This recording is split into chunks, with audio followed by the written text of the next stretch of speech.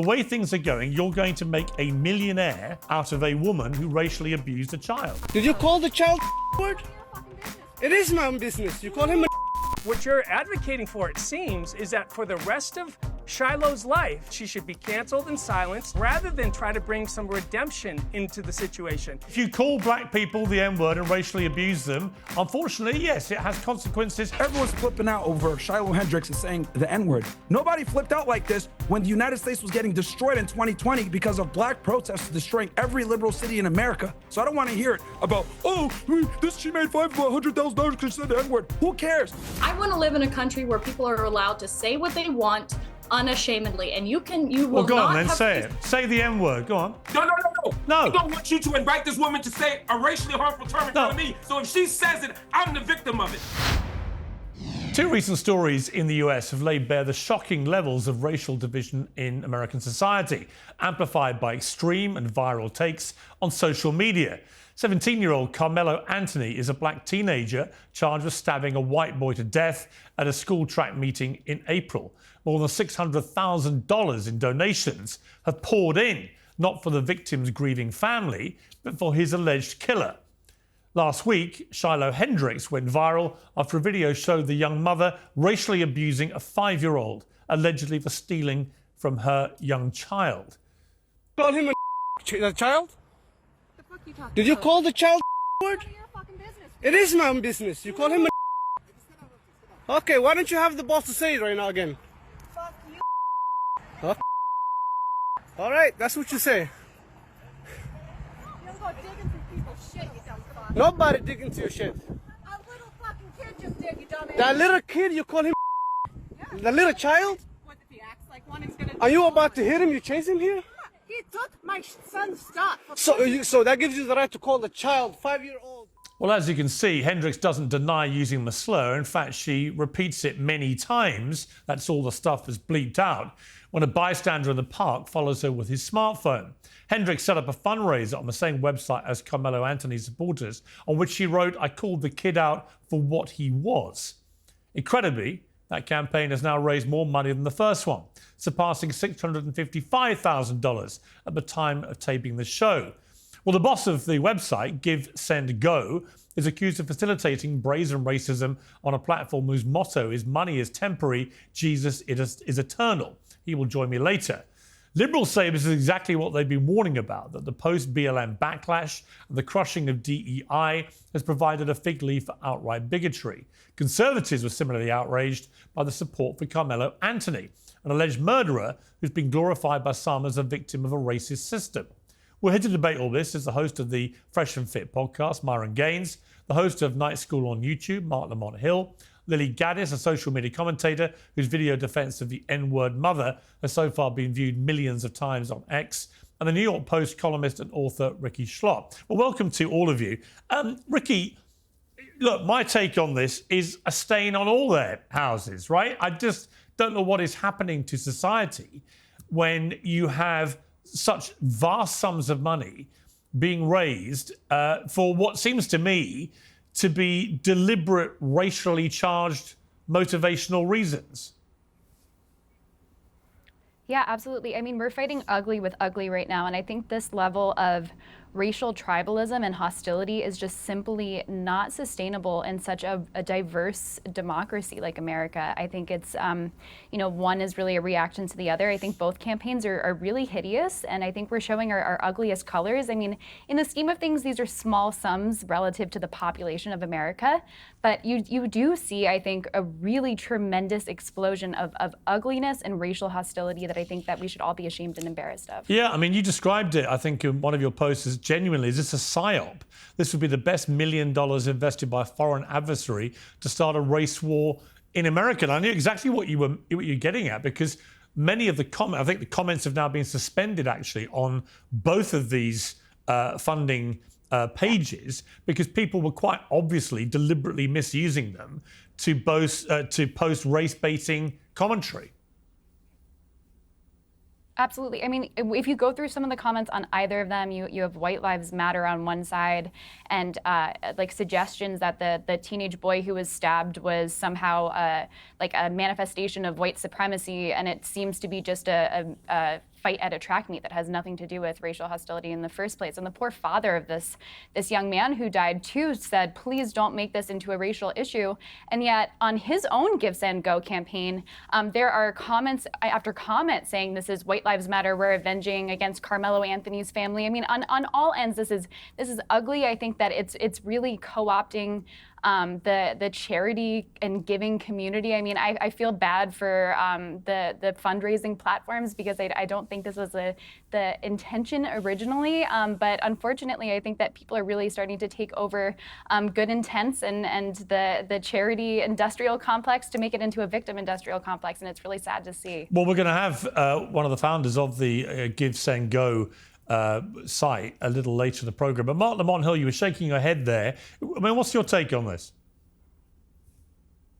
There are a couple of things that were said that I think are really interesting and important. One, there is an outside audience of people who are watching all of this and opportunistically using it for their own agendas and projects. You know, I have an investment in Believing X, so I'm going to jump in the comments of this GoFundMe, etc. I have an investment in Y, I'm going to do the same thing.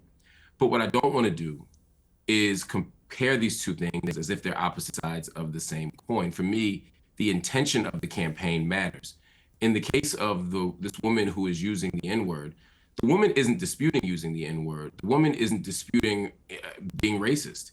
And the comments that are being left on the site before they were suspended and the attitudes behind it weren't saying she's being railroaded, she's being misrepresented. They were simply saying, we support racism. And I think that's disgusting, no matter who's doing it. On the other hand, the people who are fundraising for Carmelo Anthony, the argument here isn't, yeah, we did something and we don't care, like the other woman. The argument is, we're being misrepresented here. We're being railroaded. This was a self-defense claim. This is not an act of violence. This isn't first-degree murder. I'm saying what they're saying. This isn't my argument. They're saying this is a first-degree murder claim that is wrong. This is actually self-defense, and we need the money to make sure that we get a fair trial. I think, and so whether you agree with his argument or not, I think raising money for a fair trial is different than raising money for a racist. I mean, I think the common theme between the two, and this is not to pass any view about it at this stage, although I have strong views about it, I guess the common theme is that both of them say that as a result of all the publicity, they've been doxxed and had all their personal details put everywhere on social media, which is, of course, the modern scourge which gets involved. And that as a result, they've had death threats and they have security issues and they have to move home and so on. You know, I understand that part of the argument. You know, when you're at the center of a firestorm in America and you're not used to public attention, then the levels of intimidation, threats and so on that can come your way can be extremely intimidating, if not outright dangerous. So it's different really to taking a view about either of the cases to simply say that the commonality is that they both, I think, have said in defending the amounts that have been raised is, well, we have to defend ourselves. Either, as you're putting it, through the courts, but also in his case, the alleged killer, that he has also, I think, had direct threats against him. And in the case of the mother using the M-word in that despicable manner, she has said she's had a lot of threats too. My quick response to that would just be, let's assume everybody's telling the truth. Let's assume she's telling the truth, and let's assume he's telling the truth. If he's telling the truth and he was doing self-defense and he's getting harassed and doxxed, and of course we already know lies have been told about his GoFundMe campaign saying they were spending it on mansions and cars, all the kind of racist tropes. If that's true, he's being mistreated, and I think that's a sort of very easy case to make. When it comes to her, however, let's assume she's also telling the truth, that she used the word, she thinks the kid was acting like one. She feels like she has the right to use that word against that small baby because of whatever age-appropriate thing the kid did. If she's telling the truth and she's getting doxxed and harassed, I don't know if I want to reward her behavior with $500,000. I don't think she should be doxxed. I don't think she should be harassed. I think she has been mistreated to the extent that no one should be. You have a right to be racist. You have a right to free speech in this country. But I'm not donating money for it, and I feel a lot worse about her GoFundMe than the one for the person who's been railroaded.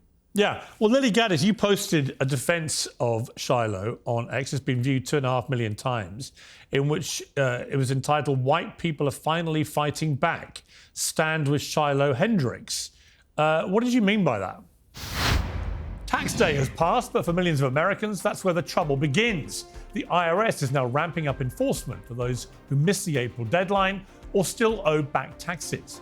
Well, today's sponsor, Tax Network USA, can still help. If your books are a mess, if you're self-employed, or if you're a business owner, Tax Network USA specializes in cleaning up financial chaos and getting you back on track quickly. They say the IRS is applying enforcement pressure at levels they've never seen before. But even after the deadline, it's not too late to take control. The consultation is completely free. Acting now could stop penalties, threatening letters, and surprise levies before they escalate. Call 1-800-958-1000 or visit tnusa.com/peers. That's tnusa.com/peers. Let Tax Network USA make the next move, not the IRS. Here's the thing. White people have been under attack for years. It's been systematic racism. As much as Black people and people of color want to talk about systematic racism in the United States, it's quite the opposite. They get preferential treatment when it comes to getting a job, when it comes to getting into colleges. White people, on the other hand, have been getting attacked relentlessly. Look at 2016 and BLM and all the riots. We just had to sit back and watch people burn down our cities and do nothing about it. So the way to fight back against essentially this anti-white hatred that's been systemically, ingrained in U.S. society is with white unity. We don't see white unity on our side. Hang on. Okay, but hang on. Sorry, just to be clear, this has got nothing to do with anything you've just said. This is a disgusting racist woman who repeatedly spews the N-word, first at a young child, and then at the person taking the video of her, does it with complete impunity, does it numerous times. We are talking about a bona fide, unquestionable racist.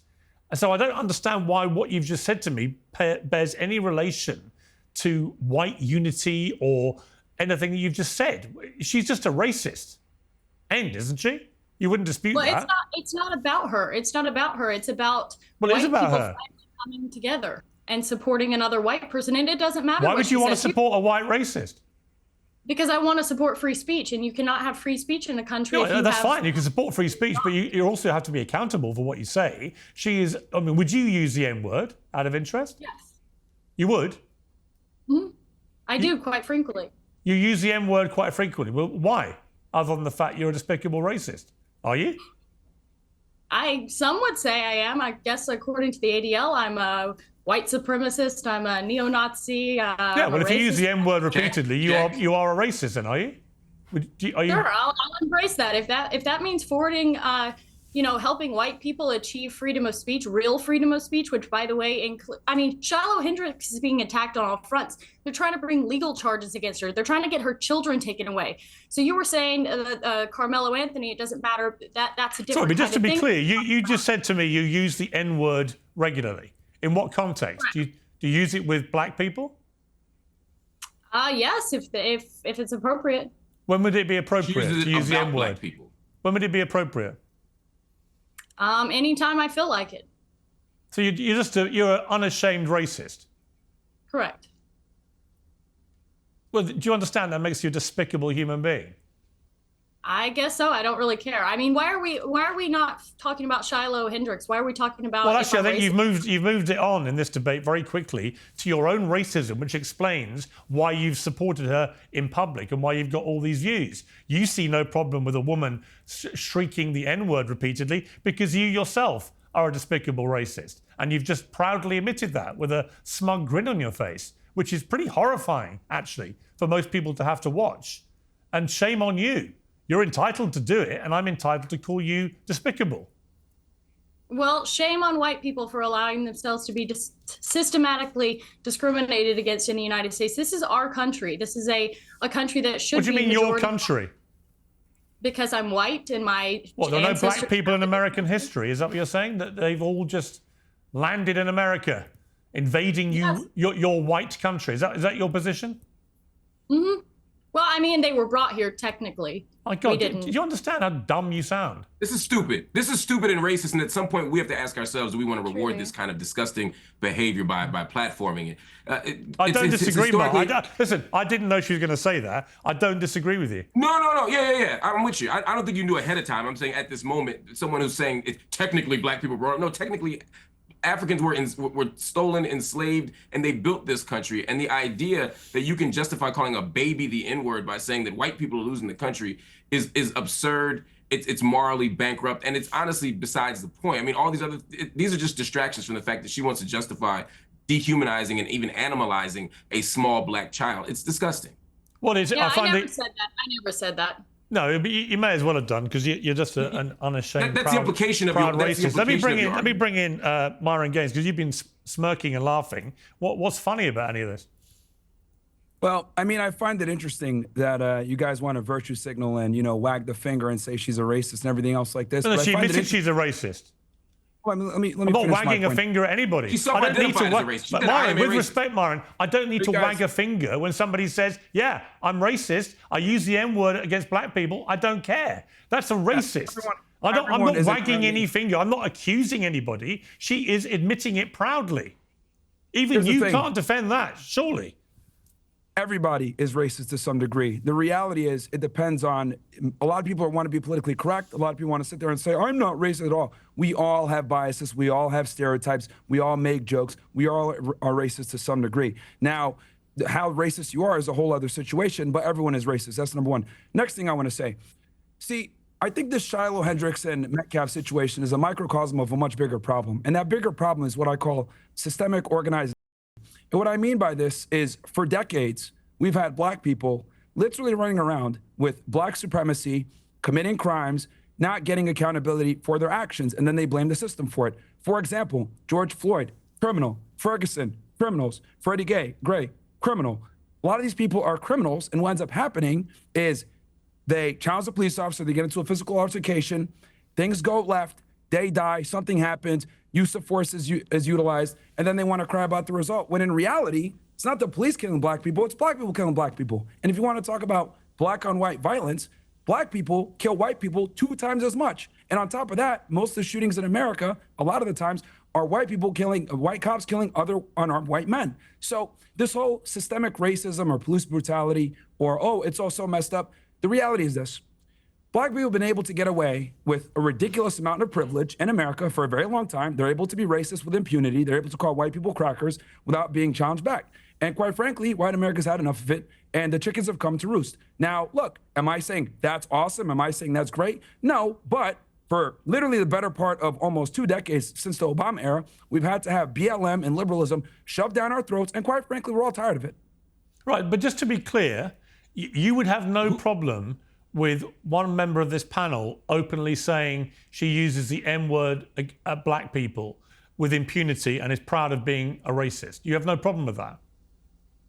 My worldview on the protection of the First Amendment and freedom of speech overrides my personal feelings. She has the right to say That's it. fine. and I'll You can support the First Amendment, but you can also have a personal view about what she said.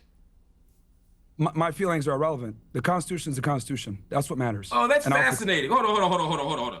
So when it comes to chastising black Americans about their behavior, about calling white people crackers, as you say, about their moral claims about the racist system, you can levy a judgment against black Americans for all the things they do. But when it comes to this woman saying the N-word, and this other woman endorsing it and saying that she herself uses the N-word, now all of a sudden we can only talk about the Constitution and the legal right. We can't offer any moral judgment against it. That's disingenuous. And it's as the only black American up here, that's quite frustrating to hear. Here's the thing. If you want to be soft and get offended by that, that's your fucking problem, not mine. Let me ask So Ricky. this isn't about. We're not even. Let me this ask isn't Ricky. about- Ricky, this, I wanna- this isn't about being soft any more than when you were desperately Actually, you know what? As a saving matter of fact, these white people. Hold on. This sensitive nature that you have is precisely why we have this problem. It's not about being sensitive. It's about I didn't articulate. Hold on. Let me finish, Myron. Let me speak and then I'll let you respond. Myron, I didn't articulate any sensitivity here. What I said, in the same way that you levied a judgment against black people, I'm levying one against the claims you're making. I'm no more sensitive than you were when you made your claim. I'm simply saying I disagree with you. And to immediately jump to you're being sensitive is just a distraction. I'm making an argument here. Just respond to my argument. No. If you're struggling with sleepless nights and exhausting days, you might want to try Beam's Dream Powder. Beam is proudly founded in America and run by people who value hard work, integrity, and delivering results. It's a healthy nighttime blend packed with science-backed ingredients to improve your sleep, so you can wake up refreshed and ready to take on the day. Dream is a powerful blend of all natural ingredients: reishi, apigenin, L-theanine, melatonin, and magnesium. It's designed to help you fall asleep and to stay asleep. We've teamed up to give you a massive discount of up to 40% for a limited time. So go to shopbeam.com/peers, P-I-E-R-S, and use promo code PEERS at the checkout. That's shopbeam.com/peers. Use promo code PEERS for up to 40% off. Sleep better, wake up stronger, and show up ready for your family, your work, and your country too. Now, and my argument to respond to that is this: political correctness, liberalism, and making sure that we are politically correct and don't use certain words could offend people is precisely why we're in the situation that we're in. For decades, we've had to literally tiptoe around saying certain things around certain people, while the other group of people has been able to have impunity and be able to be as racist as they want to be, as violent as they want to be, without any type of consequence. And if you call it out, you're labeled a racist. The reality is this: Black people don't want to live around black people. I don't want to live around a bunch of black people. I move to neighborhoods where it's majority white because I know I'm safe. Now, this is uncomfortable reality that no one wants to say, so I'll say it for them. Black people commit a lot of crimes. A majority of the violent crime committed in the United States is committed by a small percentage of people, and they tend to be black men. Look, the reality is the reality. People don't want to say it, but the political correctness and being nice and not wanting to tell the truth is precisely this problem. And the reason why you're seeing all the support for Metcalf and Shiloh, etc., is because white people have not been able to step up and say what they want to say for a very long time because of what I said before: systemic, organized, where they don't take accountability for their All right, let me decisions. bring in Ricky to respond. Ricky.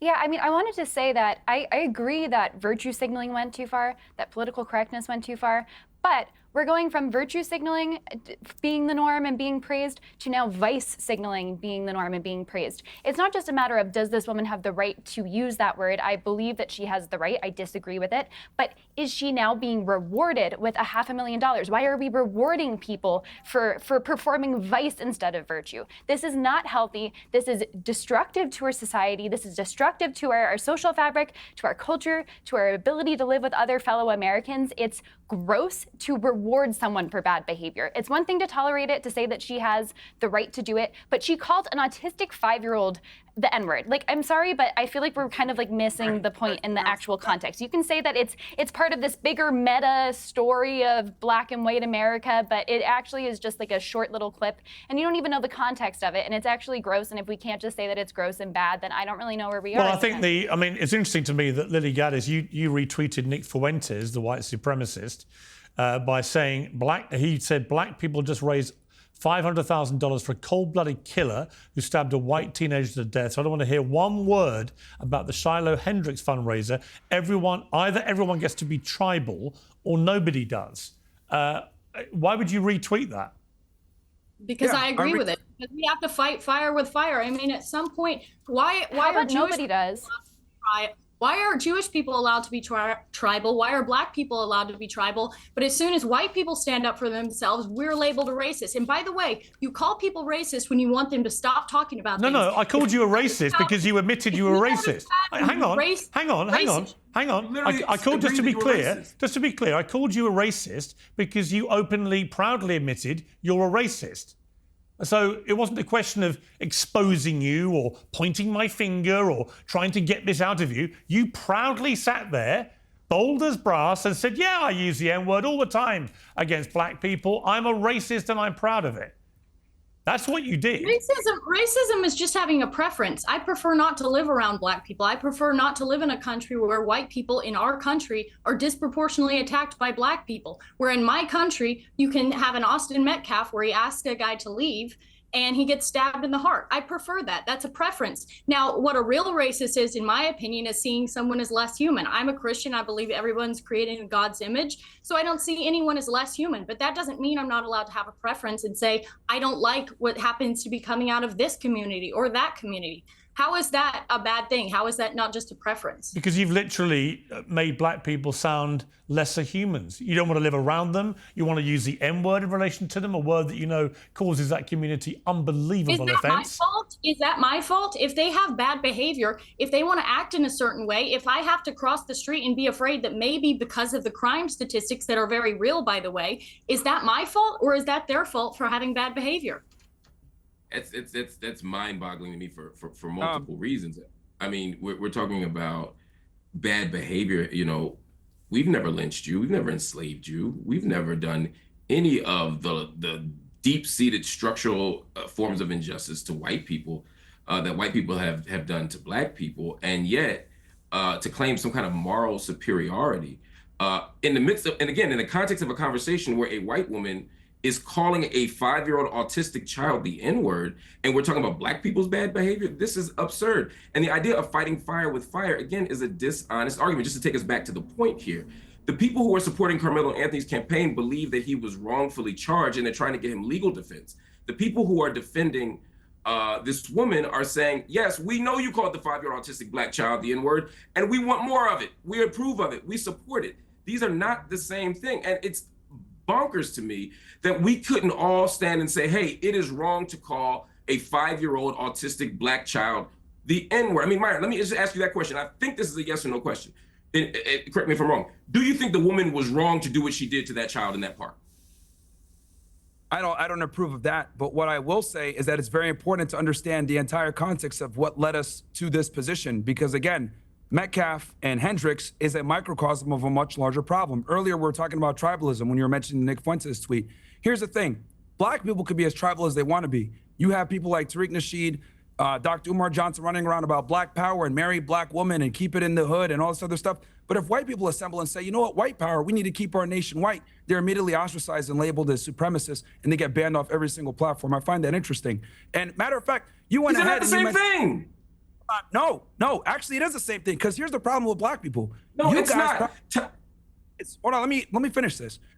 Black people practice the very racism they cry about. You guys can gather together and say Black Lives Matter, Black Power, but if white people get together and say white power, gather together, they're considered white supremacists and they get banned off every single platform. Why is that Jared Taylor and Nick Fuentes are banned off every platform for practicing white nationalism, but black people are allowed to stand every single platform getting interviews on a Breakfast Club? Explain that to me. There's a two-tier situation here where black people are able to benefit off of being racist while whites are not. And what we're dealing with right now in America is literally a backlash to this black supremacy has been able to run around unchecked for a long time, and no one has the balls to call it out. Here's the other thing I want to say. Everyone's flipping out over Shiloh Hendricks and saying the N-word. Hey, can I respond to the point you just made, though? No, hold on. Nobody flipped out like this when the United States was getting destroyed in 2020 because of black protests destroying every liberal city in America. So I don't want to hear it about, she made $100,000 because she said the N-word. Who cares? They destroyed billions of dollars of structure because someone got killed who was a criminal. That's the problem in America. You guys get a privilege that no one else gets to enjoy. You could be racist. Okay. And all right, I have to hang on. I've got to hold it there. We've got another guest joining us. Mark, I'll come back to you to respond to that in a moment. But we've been joined now by Jacob Wells. He's the Christian founder of the Give, Send, Go donation site that both campaigns have been hosted on. Thank you very much indeed for joining me, Mr. Wells. First of all, your reaction to what seems to me to be a blatant hijacking of both of these fundraising host sites for different reasons, but definitely been hijacked by people for racist motivation. No, I think that's completely correct, Piers. I do think that there was an element here that did hijack, that came at this and really became a racist, tribalist element between the two campaigns. Independently of themselves, I think that they would have existed on our platform in a whole different manner, but because of the narratives around them and the proximity to each other, they created a life of their own, and it is unfortunate. It's sad to see, because as a Christian myself, what I respect about humanity and the image of God on us, I believe that we're all valuable. I believe that people have dignity and worth, and we want to see that upheld for people, even in difficult moments. That's why our platform exists, is to share hope with people. And it's been a difficult week, several weeks of just navigating the complexity of these situations as a platform. Studies show that strength training burns more fat than cardio alone and is critical for maintaining muscle mass and bone density as we age. Jacked Up Fitness has the perfect tool. The Jacked Up Power Rack Pro is the ultimate all-in-one home gym system for a full body workout, and you can do it in your spare room or garage. I'm delighted to say I now have one myself. So if you're new to strength training, there is a whole library of full body video workouts. You just press play and you follow along. With top quality equipment and first class content, Jacked Up Fitness makes your fitness goals accessible and convenient. We've teamed up to give you 10% off the Power Rack Pro. Visit getjackedup.com to sign up for the free program and use promo code PIERS, P-I-E-R-S, for your discount. That's getjackedup.com. But let me ask you, in the case of Shiloh Hendricks, it seems to me pretty open and shut. This is a woman on camera repeatedly using the N-word, first of all with a 5-year-old autistic child, it seems, then an adult who's filming her, doesn't care, is blatantly racist. Why should someone like that be allowed to raise any money on your site if, as you say, you are driven by a Christian purpose? Well, that's a fascinating question.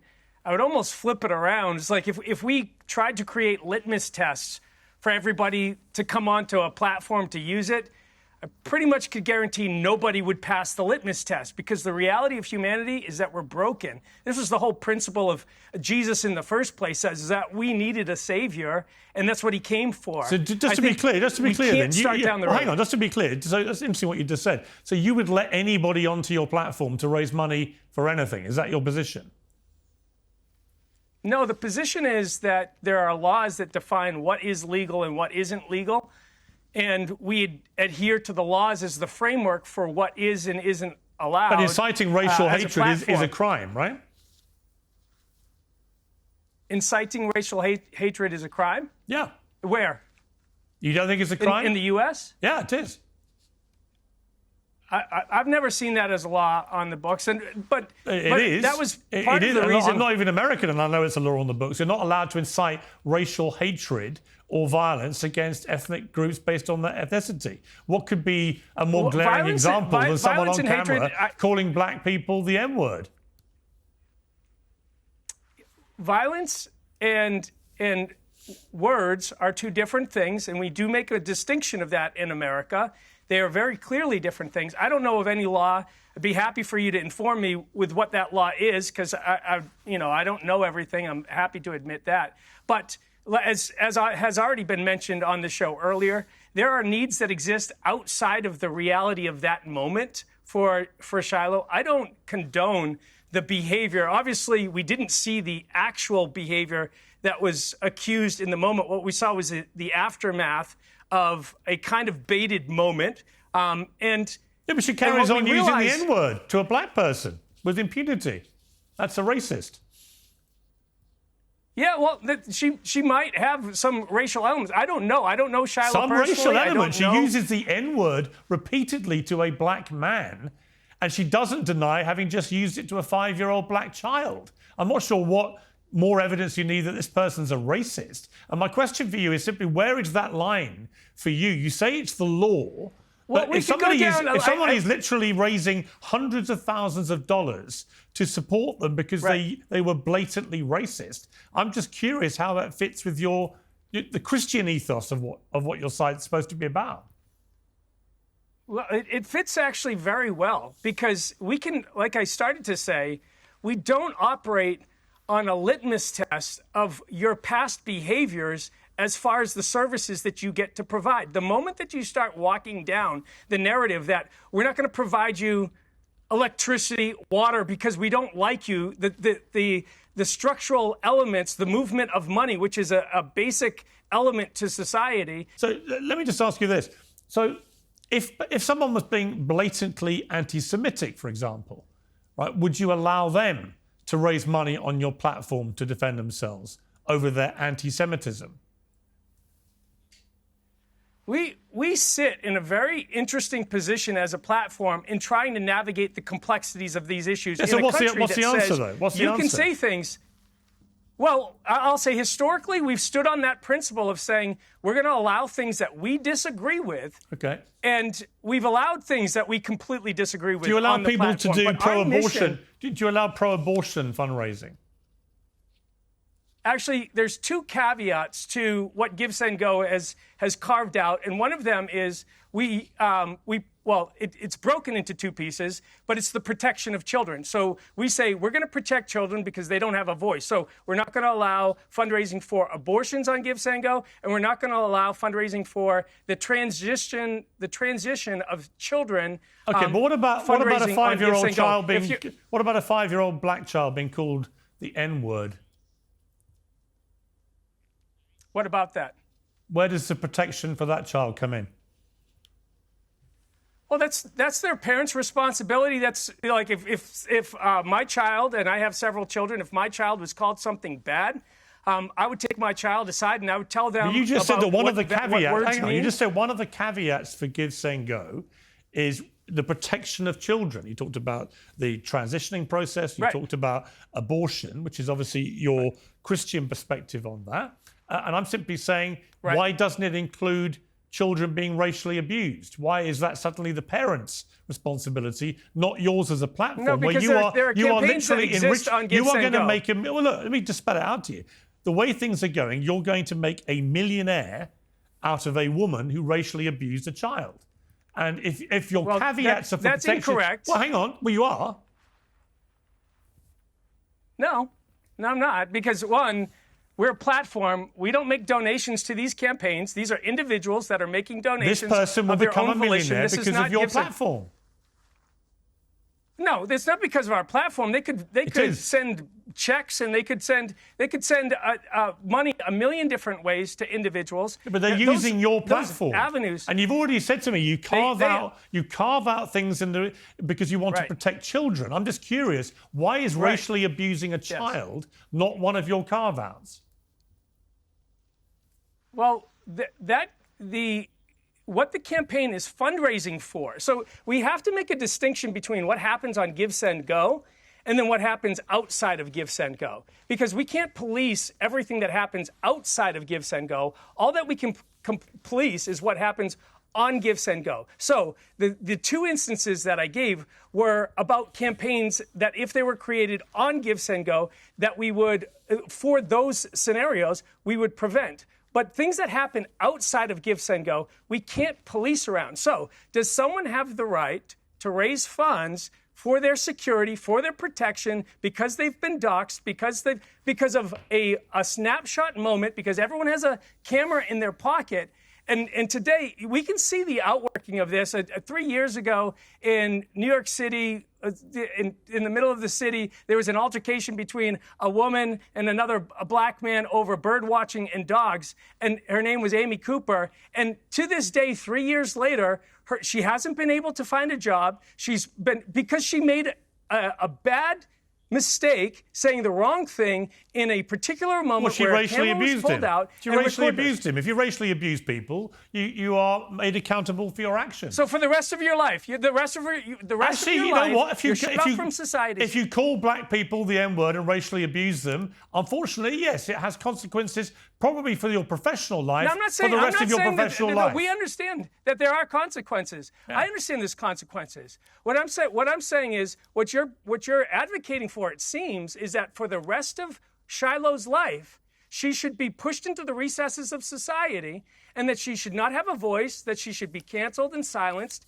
This is what drives people to suicide. And it's this cancel culture mantra that thinks that the best way forward as a society is to cancel them rather than try to bring some redemption into the situation. And for Give, Send, Go, our purpose and our hope is not that we agree with every single campaign. It's why we started a prayer team at Give, Send, Go. We actually call every campaign owner and we pray with them, and we actually talk them back from the ideological edges that they find themselves in by saying, you know what, there's a God that loves you. You don't need to get into this tribal space. You need to focus on rebuilding that relationship with him, because that's the fabric for a principled and moral nation. Here's the flaw with Shiloh. Here's the flaw with Shiloh Hendricks. She, in her message left on the donation site, it goes on, sentence after sentence, playing the victim. She never once mentions that she repeatedly used the N-word. It doesn't exist in her description of the victimhood statement she puts out there. So it's incredibly disingenuous, because people who read that will not realise, if they don't know the story, that she racially abused a child and then an adult in a most horrific manner. And I'm curious for you, as a company, you take, I believe, tips and donations from each of the donations that come in. Is that how the system works? The system works on voluntary donations. Okay. So the only thing that we receive just as out of revenue interest, from of the $600,000 plus that have now been raised for her, how much have you guys made, Give, Send, Go, from that money? Presumably you know, right? I actually don't know. I haven't kept track of what the donations to that campaign in particular to Give, Send, Go But do you feel are. comfortable? You feel comfortable making money out of that? What I feel comfortable doing is, last week, flying out to Detroit, Michigan, and stepping into somebody's brokenness who had a campaign on Give, Send, Go, because their car was stolen and another car was in an accident, and they found out that their 3-year-old had cancer. Well, that's and a different stepped in and story. bought them a That's new a different car. story completely. And it's a I'm completely asking you- different I'm story, asking but it's you a very reality of what we specifically- use the funds from Give, Send, Go for. The bottom line is you're making, I don't know, tens of thousands, maybe more, out of a particular part of your site that has been set up by a racist who was proudly racist on camera repeatedly. And you say you want to protect children, but the reason that she is so infamous is she originally, in that exchange, racially abused a child. And you might laugh and smirk you know what? and smile, None of but us. I don't find any of that funny. You keep jumping. Yeah, I don't think it's funny either. You've put me in a position to try to defend Shiloh, which I have no defense for Shiloh. I don't defend calling a child something like that. What is very evident is that, one, we don't have video of her doing any of those things outside of the post video. So where she literally uses the take N-word repeatedly, and she doesn't deny using it against the child. In fact, she makes it clear she did do it because he was behaving like one, she said. So I don't know why you're being so mealy-mouthed about it. So, the bottom line is she's obviously a nasty racist. She's proud of being a racist. She admitted being a racist, and we heard her being a racist. There is no doubt about what happened. What you're trying to do is cast a little bit of doubt, if you don't mind me saying, because it helps your corporate position, which is you're making a ton of money out of a racist who is going to be a millionaire out of being a racist because of your platform. If you think allowing this campaign helps our corporate position, come on, Piers. You know what would help you corporately? If you were genuinely true to your mission statement as a Christian site, that you want to protect children, and you were big on that at the start of this interview, I want to protect the kids, then you would remove her site immediately once you had established in your own brain that she'd racially abused a 5-year-old, which, by the way, she admits to doing, right? So you could just do that like that. Yeah, no, we could do a lot of things, but in the country that we live in, there are certain fabric elements that make this America what it is, and they need to be defended. So is free just speech because one people of them? have upset feelings. Free speech? Free speech, freedom of expression. Really? And yet, how odd? Because, Mr. Wells, unless I'm mistaken, you have now removed the ability to comment and removed all the comments on this particular donation site, haven't you? Where's the free speech rights of those people who commented? Or are you just a hypocrite? No, well, recognize what free speech is. Free speech is a prohibition against the government enacting laws to prohibit your speech. You literally just made a speech talking about freedom of expression and free speech, but you have removed all the comments from here. Why are you suppressing and censoring people's right to free speech to comment on these sites? We have, as a private business, the right to operate our business the way that we want to have the right to operate suppress our free business. speech. I don't dispute it. I'm just curious why you pretend to be this great defender of free speech when you're literally doing the opposite. No, what we saw very clearly in this situation was a campaign for Carmelo Anthony, and on the back of it, a campaign for Shiloh, and they were competing off of each other. And they were in a cycle of vitriolic tornado of sorts. And we said, we need to put some calming effect on this by removing the back and forth element that's going on in this particular situation. It wouldn't necessarily have happened if these campaigns were completely independent, months, years apart from each other. But as a Christian, But again, there look, was as a something Christian specific again, that was happening around as a Christian again, because I'm told that the Give, Send, Go site for Luigi Mangione, who we saw allegedly executing a healthcare boss in cold blood. I don't think there's much allegedly about it, but we'll let the process take its course. He's got nearly £1 million for his defence via your site, and you know it's sort of odd, isn't it? Is it not an inconsistency in your Christian position on this? That on the one hand, it shows your lack of understanding what Christian faith actually Let me ask you the stands for. question. On the one hand, if you want anything pro-abortion on your site, that's a no-no because you're all pro-life, and yet on the other hand, you're helping a bunch of alleged murderers raise millions. Do you not see an inconsistency with your Christian hat on?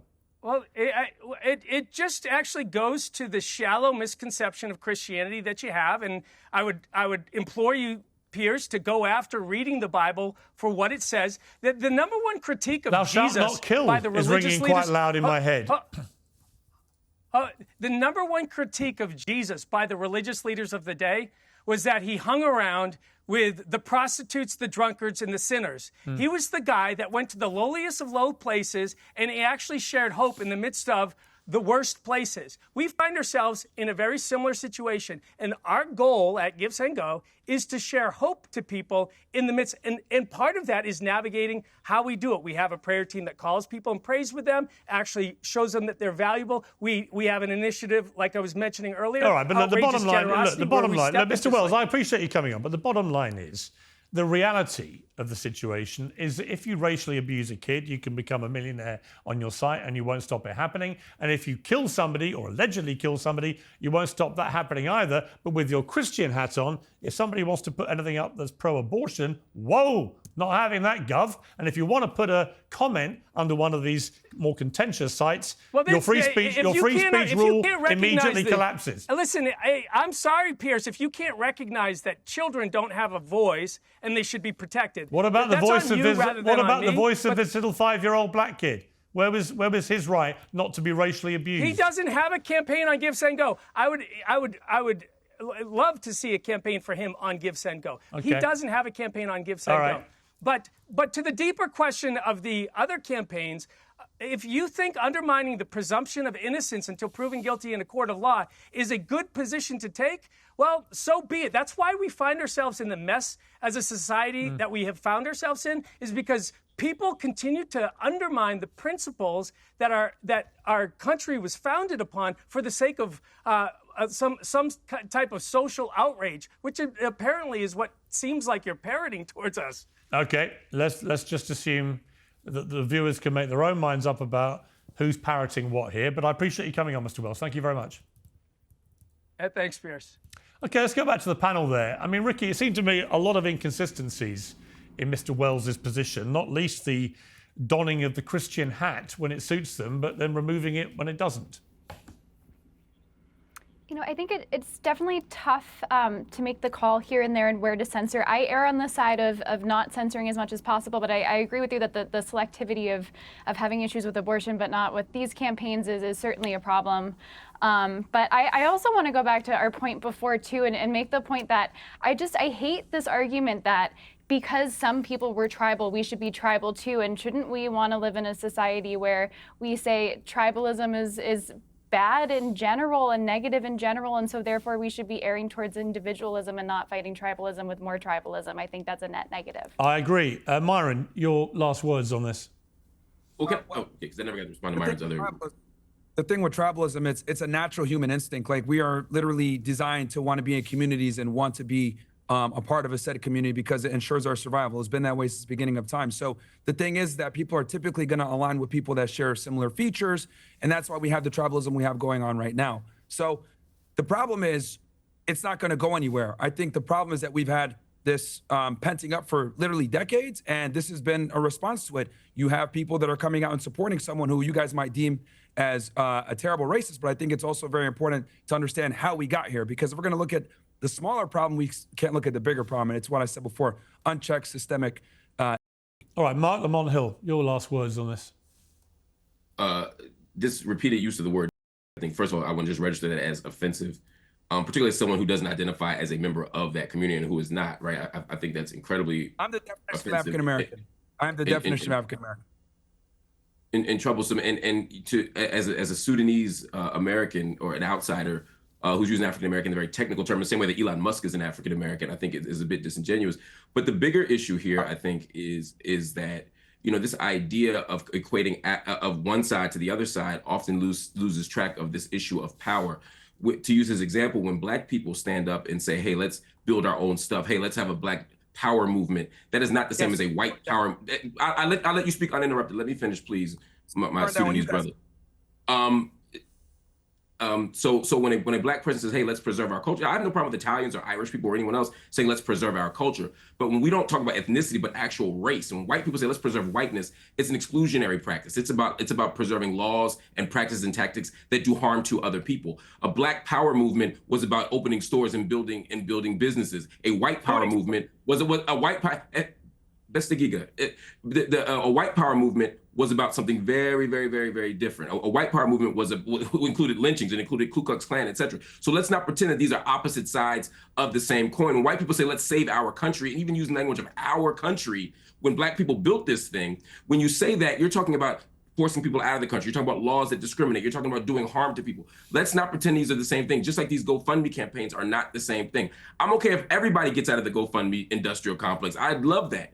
But let's not pretend that supporting someone for a fair trial is the same thing as supporting a grown white woman berating and calling the N-word to a 5-year-old autistic Black child. And the fact that everyone in here can't be unanimous in condemning that says exactly how they're not the same. I totally agree. I'm going to go to Lily Gaddis and just ask you one more time. I mean, you've been so unashamedly proud of being a racist today, proud of using the N-word whenever you feel like it. You've had a bit of time to think about this. Is that how you want people to leave this panel debate, with thinking of you as a disgusting racist? I don't really care what people think about me. As long as you care about what people think about you, you have no power and you lose your country. What I care about is freedom of speech. And if you're not allowed to say the most offensive things in this country, you do not have freedom of speech. I don't care what anybody says. So that's the main crux of this situation. That's what I care about with this situation. It is, we have lived for far too long in a country where you can have your life destroyed. And people say, oh, she doesn't need this money. Her life's destroyed, by the way. She'll never be able to get another job. She's got children to have to support.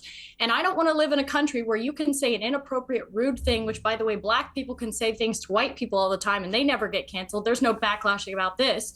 I want to live in a country where people are allowed to say what they want unashamedly. And you will well, go not on then, have say free, it. Say you the will N- not have Go on, free speech. go on. Say the N-word. Go on. No. Hang on. Invite. No.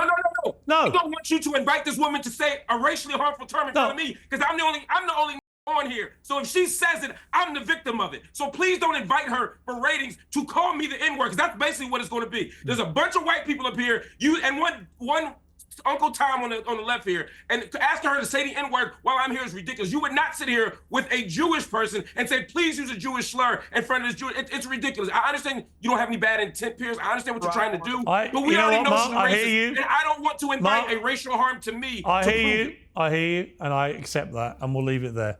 Thank you all very much. Piers Morgan Uncensored is proudly independent. The only boss around here is me. If you enjoy our show, we ask for only one simple thing. Hit subscribe on YouTube and follow Piers Morgan Uncensored on Spotify and Apple Podcasts. And in return, we will continue our mission to inform, irritate, and entertain. And we'll do it all for free. Independent, uncensored media has never been more critical, and we couldn't do it without you.